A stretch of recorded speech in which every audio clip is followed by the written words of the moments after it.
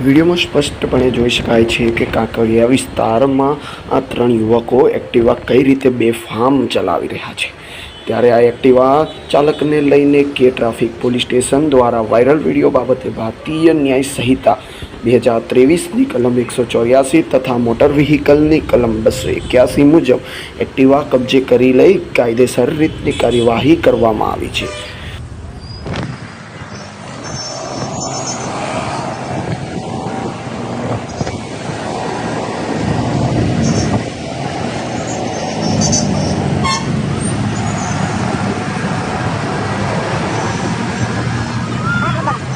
A few moments later.